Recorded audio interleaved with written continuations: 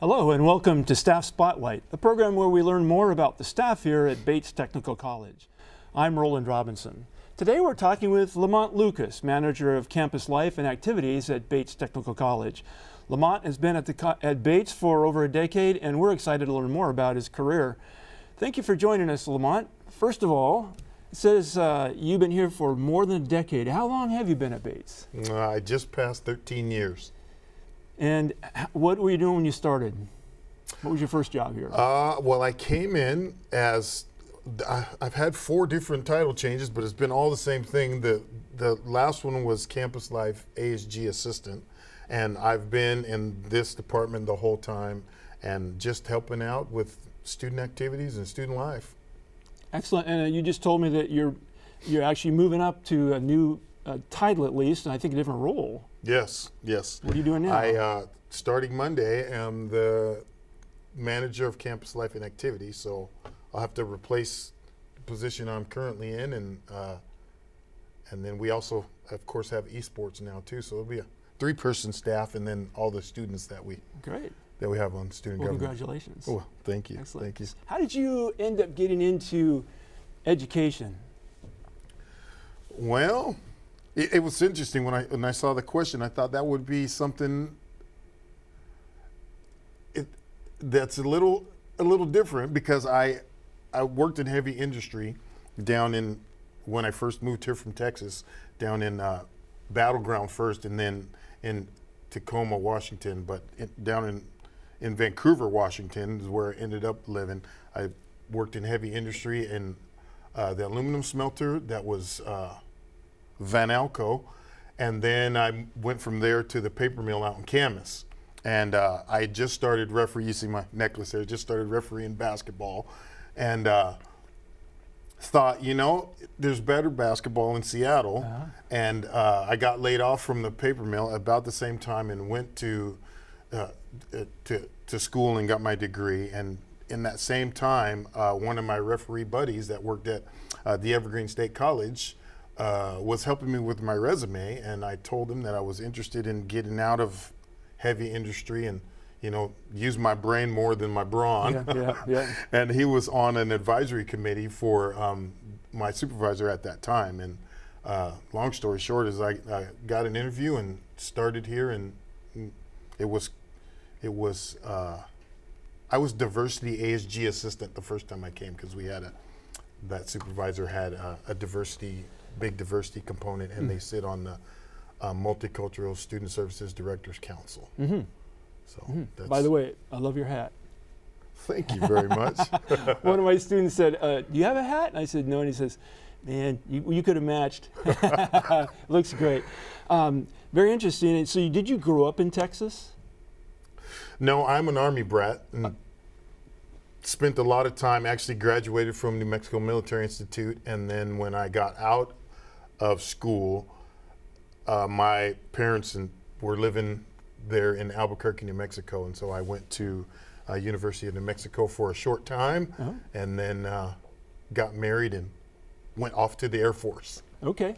And I'm always curious with somebody that moves around a lot, is there some place where you consider home?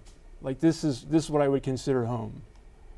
Yeah, well, Colorado, because my older brother lives in Colorado, and my mom, who just recently passed, lived down there as well, and I spent a lot of time in Colorado. Went to grade school in, believe it or not, in Salem, Oregon, and then in Fort Collins, Colorado, and then junior high in Colorado Springs. Actually, a little bit of elementary school in Pueblo, Colorado, and then I graduated from, I said Roswell, but before I went to Roswell in my senior year, I graduated from high school in Denver, Colorado, Montbello. Wow, yeah. Yeah. All right. So all over because of because of my father's military service. Yeah, yeah. Excellent. We are curious about. Take this off. Okay. We're curious about how would you describe your management style? Well, yeah, I'm kind of just figuring that out right now. But I know some things that I don't want to be, and the main thing I want to be is empathetic. Somebody who will, because everything is not peaches and cream, but when you have to breach those, difficult conversations, that I would put myself in their shoes and go, how would it feel if if I were receiving that, and what helps move the needle to move it forward, because the thing that I've learned here, or that I've learned over my lifetime, is that it's easier to gather people with niceties than it is to kind of. There's an old saying that it's easier to draw flies with honey than it is with vinegar. So I want to be a person that's approachable and open to new things, because I know that I don't know everything. Yeah, so. Yeah.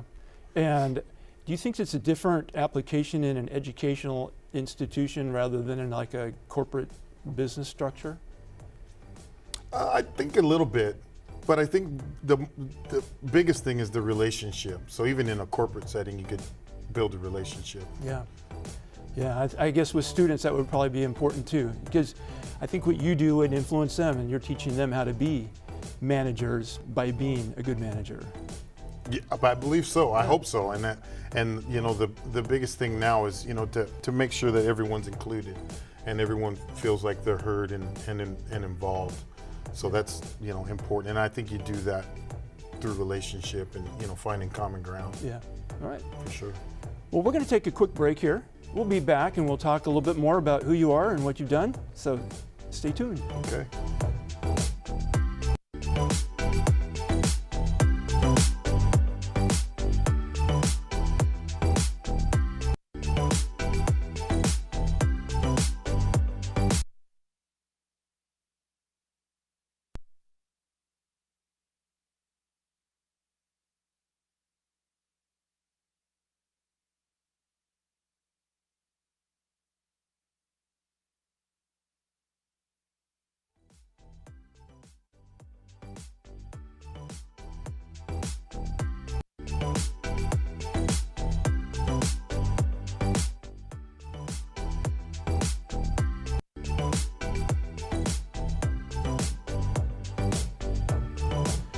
Welcome back to Staff Spotlight. Today we're talking with LeMont Lucas, Manager of Campus Life and Activities at Bates Technical College. We've already learned a lot about his career, and now we'll chat about your personal life and family, if we could. First of all, I want to refer to some photos that you've given us that we get to see, and I kind of want to just talk through some of these and see what you can tell us about them. Okay, so that right there is my son. He's named after me, so LeMont II, and he followed in my father's footsteps, believe it or not, who was in the Army for 27 years, 9 months, and he went in, and that's a photo of him in his uniform with beret. That he looks an awful lot like me. Yeah, he does. I thought it was you when I first saw that. Yeah. Great. What about your hobbies? I know you you referee basketball. And what else you do in your free time? Well, that's the biggest hobby, but I do quite a bit of traveling with my lovely wife. She always likes to go someplace warm, so we have been frequenters of Mexico and Hawaii quite a bit, and we actually honeymooned in Jamaica.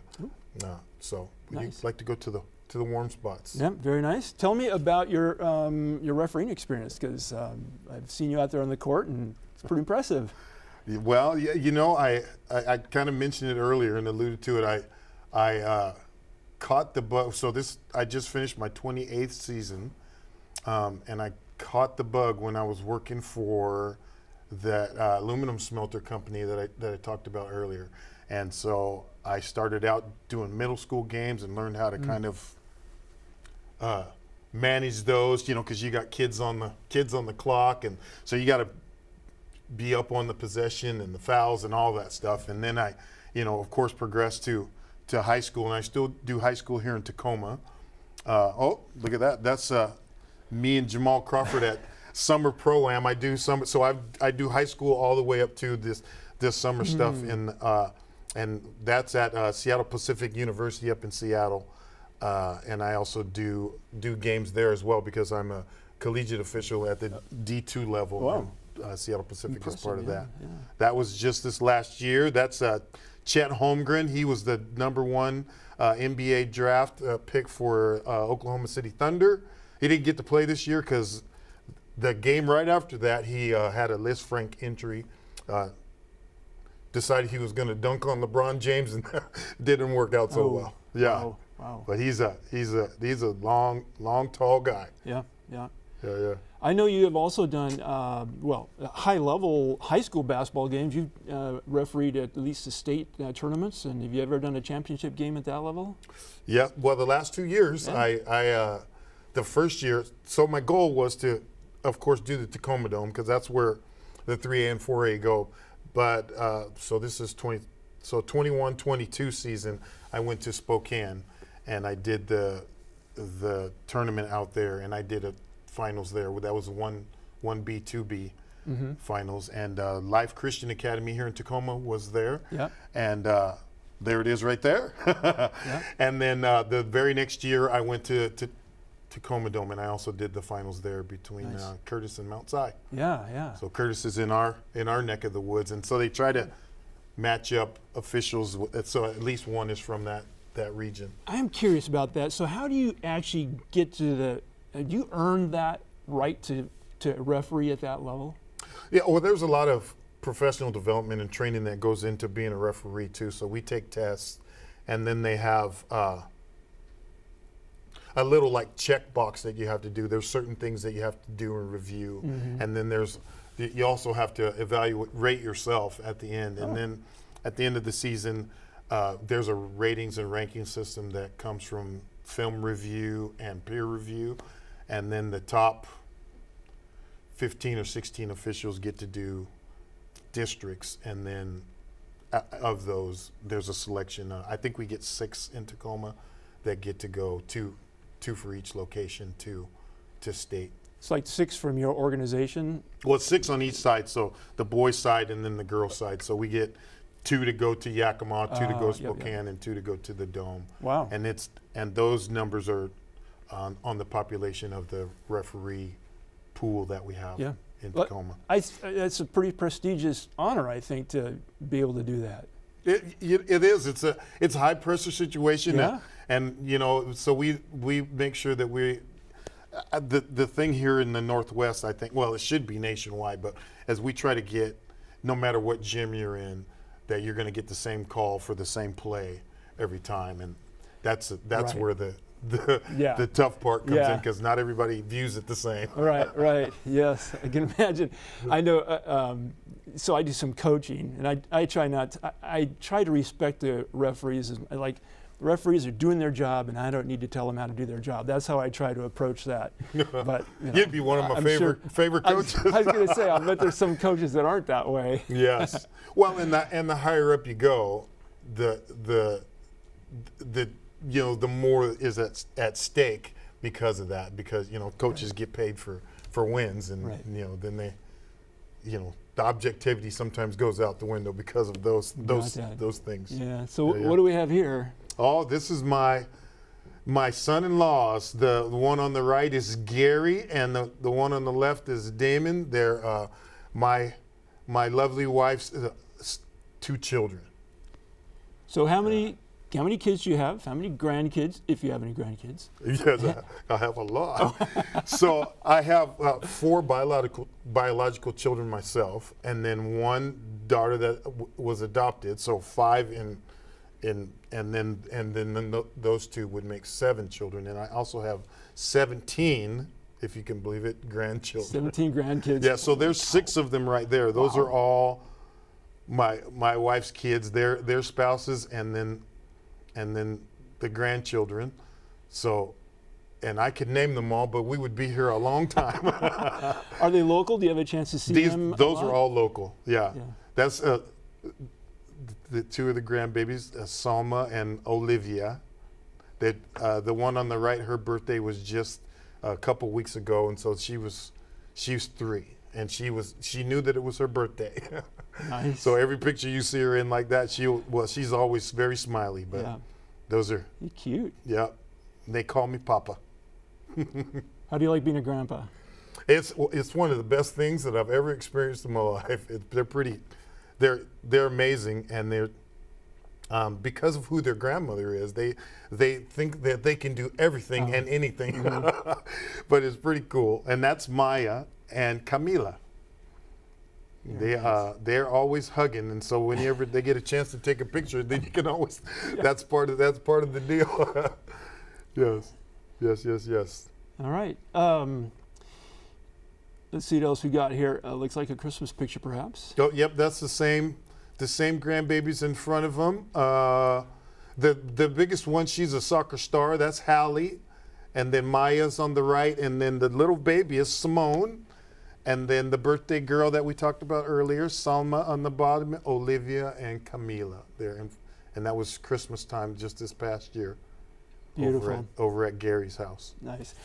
I'm going to get back on to some more philosophical questions here that make you think a little bit. Who is one person living or dead, that you would most like to have coffee or a meal with? Wow. I saw that question earlier and I thought, wow, that it's hard to narrow it down to one person. But I every time that I thought about it, I thought Barack Obama.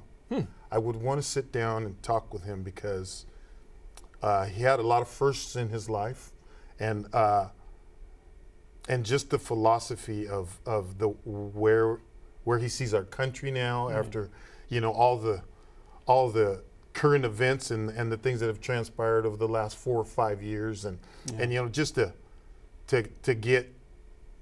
Because my perception of him is he's a very wise man, and just to see how he carried himself in public and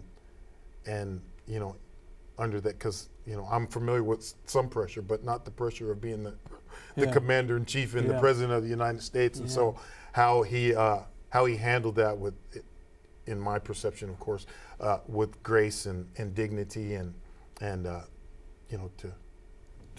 ask him. Probably have to have a lot of questions. Yeah, that'd be a great conversation, wouldn't it? Yeah.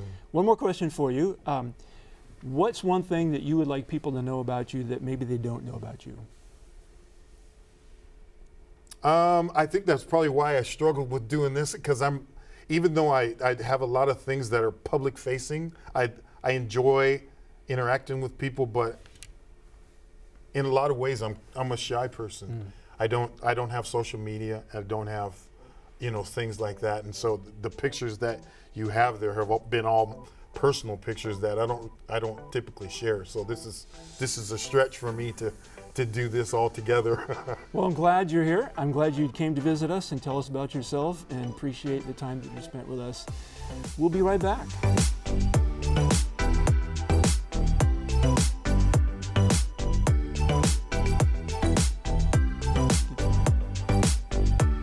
Okay, well, here we are. A couple more seconds here. Tell us about this picture. Oh, that is, they call it Land's End, and if you look just above where the red umbrella is Lover's Beach. And so that's in Cabo San Lucas, Mexico, and we try to go there quite a bit. That's beautiful. Man, I'd like to go. Can I go with you? No, Yes. you don't want me there. You don't want me there. All right. Again, thanks, LeMont, for joining us. Appreciate your openness with it, your insight, and telling us about who you are. Congratulations on your new position. Wish you the very best. Well, thank you. Spotlight is a production of the Broadcasting and Video Production Department and students here at Bates Technical College. We're glad that you were able to join us, and look forward to having you join us again for our next episode when we meet another staff member at Bates Technical College. Thank you for joining us.